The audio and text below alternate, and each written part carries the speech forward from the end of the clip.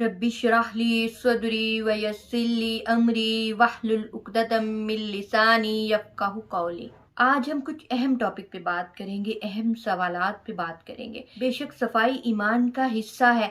अगर हम खुद को और अपने घर को साफ रखेंगे तो हम खुद भी पाक रह सकते हैं और दूसरों को भी पाक रखेंगे। बहुत सी ख़वातीन का सवाल है, अगर बेड पर बच्चे पेशाब कर दे मैट्रेस पर तो हम उसकी निजासत को कैसे दूर करें, जबकि हमारे दीन में पेशाब के छींटों से बचने से सख्ती से रोका गया है। और हमारे बच्चे अगर बेड पर पेशाब कर लें तो हम उस निजासत को कैसे दूर करें। बुखारी मुस्लिम दोनों में हदीस है कि एक इंसान पेशाब के छींटों से नहीं बचता था तो कब्र में उसे अजाब हो रहा था। अल्लाहु अकबर। हमें किस कदर अपनी सफाई का ख्याल रखना है।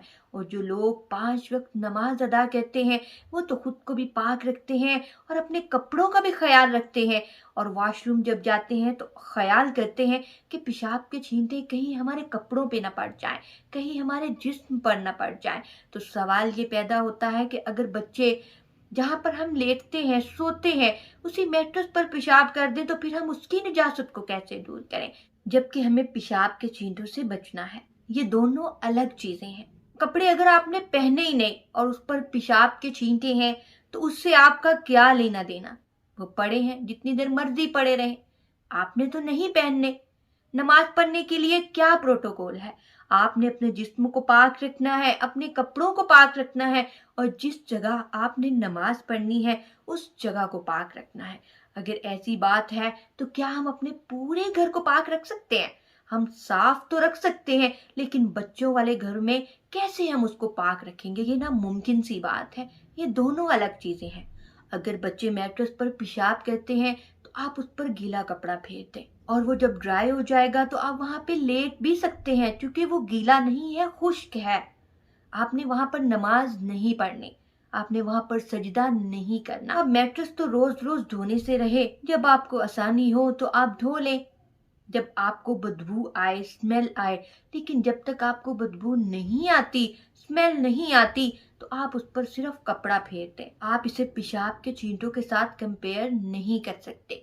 ये दोनों एक अलग चीजें हैं। इसीलिए बुखारी मुस्लिम दोनों में हदीस है कि आप सल्लल्लाहु अलैहि वसल्लम ने फरमाया कि अपने घरों में अपनी नमाज की जगह को मखसूस कर लो, मतलब मुकर्रर कर लो, एक जगह खास बना लो कि यहाँ पे हमें नमाज पढ़नी है और इस जगह को हमें पाक रखना है।